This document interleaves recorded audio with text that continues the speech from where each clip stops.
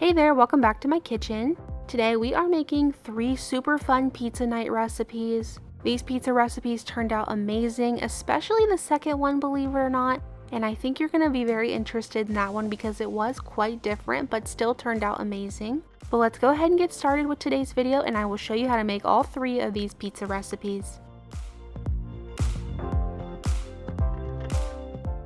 Kicking off today's video, we're making a taco pizza. To begin with this one, I just went ahead and preheated my oven to 400 degrees. Now over to my cutting board, I'm chopping up half of a yellow onion. Make sure to chop that up pretty good. You don't want the pieces to be too big. And now moving over to my stovetop, I've added 1 pound of ground beef along with the onion into my skillet, and I'm just going to let these cook together in here.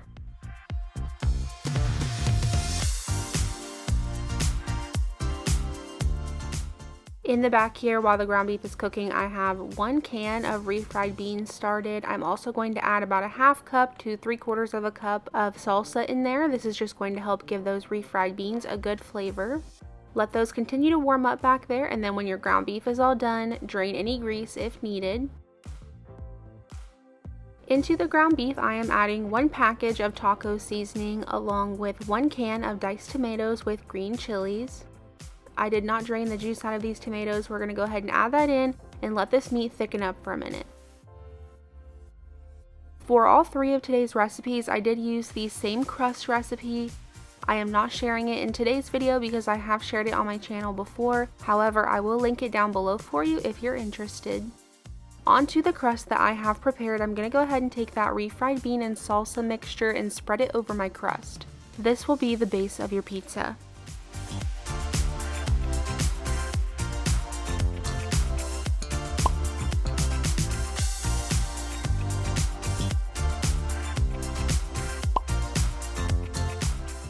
Next, you're just going to take your ground beef and add that over top of the refried beans. Once again, just make sure you're spreading that evenly across the top.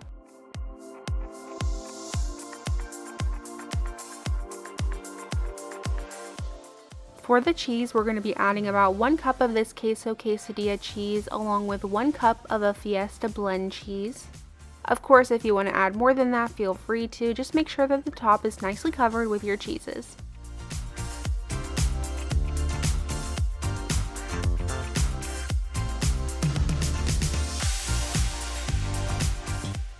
At this point, you'll want to go ahead and add this into the oven and bake it for right around 15 to 18 minutes until the crust is done all the way through. While that's baking, go ahead and chop up any of your toppings that you need. For me, I went ahead and chopped up just a little bit of lettuce and some Roma tomato.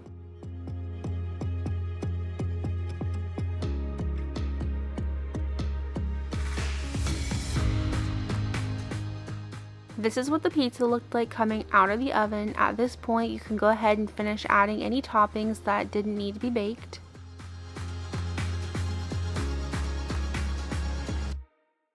I had also found some green onion in the fridge that I had chopped up for the previous night, so I went ahead and just added that onto the pizza as well with a little bit of jalapenos.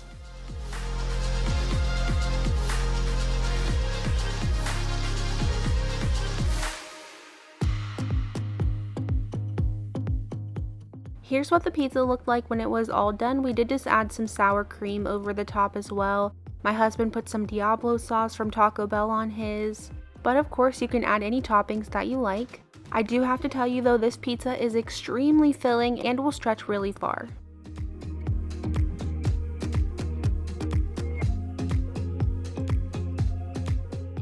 Next, I've been wanting to try this recipe for a really long time, so we're making a loaded potato pizza. To begin, you'll just want to preheat your oven to 400 degrees. Now over here to my big cast iron skillet, I'm going to go ahead and start some bacon. For this recipe, I'm cooking about 5 slices of bacon. This is just going to be crumbled over the top at the end, so you can make a little more if you like or a little less.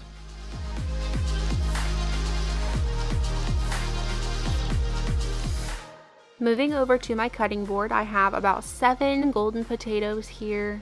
I'm just going to go ahead and peel these and cube them up and then just boil them until they are fork tender.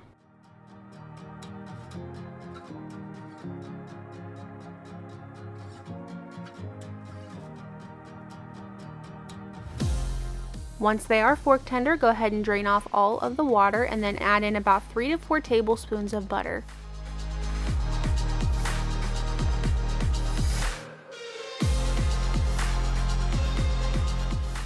Now it's time to mash the potatoes, so you can mash these as thin as you want them to be. I left mine with a little bit of texture. There was still a little bit of potato in there that was not completely mashed. Then you'll just add in a little bit of milk, and I like to add just a little sour cream as well, maybe 2 to 3 tablespoons. For the milk, you can add as much as you want. You don't want these potatoes to be too thin just because they are going to be the base of the pizza, so try to keep them a little bit thick. Next, I'm adding just a little bit of salt, pepper, and garlic powder. This is all to taste. I just made these potatoes like I normally would. However, I'm going to link this recipe down below for you, and you can follow the way she makes her mashed potatoes if you'd like to.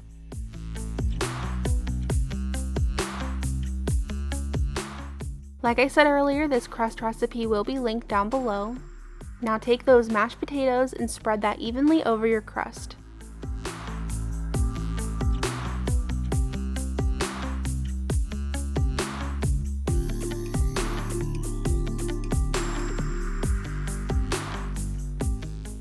Over top of the mashed potatoes, now you can add your cheese. I'm using about 2 cups of medium shredded cheddar.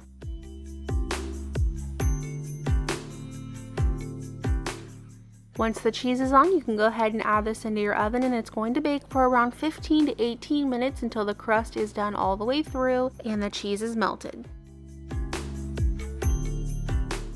Over the top now, you can take that bacon that we cooked earlier. I did go ahead and chop it up and add it over the top.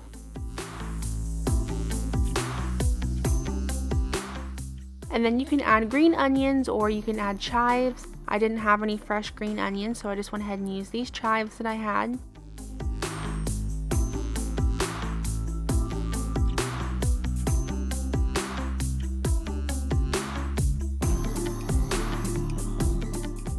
And then this is what my pizza looked like when it was all done. We did top it with some sour cream, and believe it or not, this pizza is oddly very good. I'm really glad we tried it. My husband really got a kick out of it. It was definitely different, but I would make it again.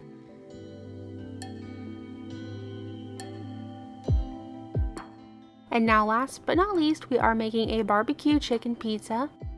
To begin with this one, I am preheating my oven to 400 degrees.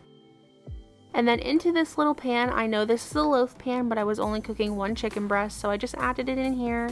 And I'm lightly going to season this with just a little bit of salt, pepper, and smoked paprika.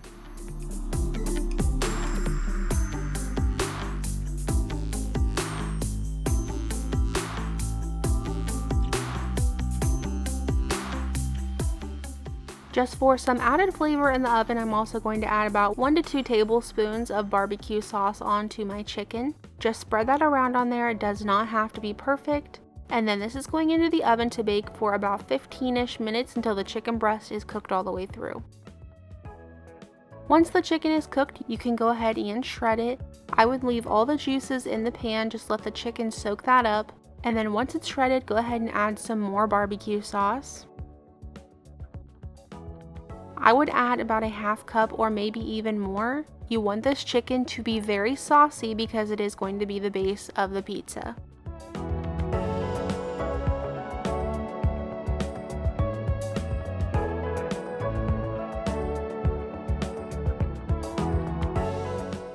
Next, we have a few toppings that need to be cut up, so I'm going to slice just a little bit of red onion. You definitely don't need a lot of this.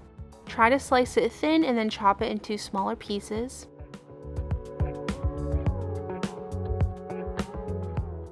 And then we're also going to be using some fresh jalapeno, so I'm slicing just a little bit of that. Now onto my prepared crust, I'm going to add that barbecue chicken on there. As you can see, it is nice and saucy, so be sure to spread that all around the top of the crust.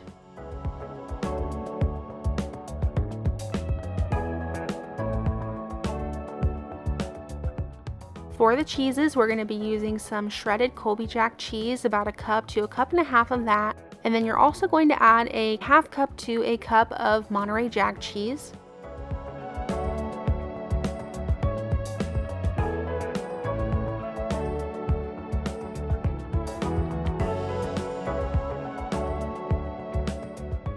For this one, you do want to bake the onion and the jalapeno in the oven so they can get soft. So go ahead and spread your red onion and jalapeno over the top.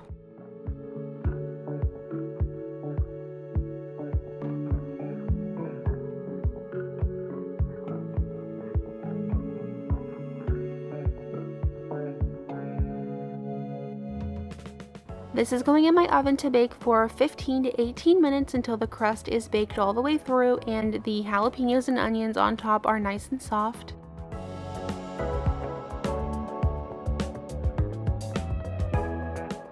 This pizza looked so good when it was done, however my piece here at the end kind of fell apart, but that's okay, it was still delicious. Of course, feel free to change up your toppings if you'd like, but the onion and jalapeno really pair well on here.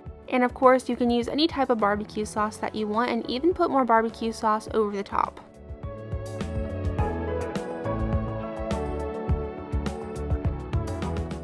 Thank you guys so much for watching today's video. I hope you enjoyed. If you did make it all the way through, be sure to leave your flour down in the comments below to let me know that you did. And I will see you back here on Wednesday with a new video. Bye!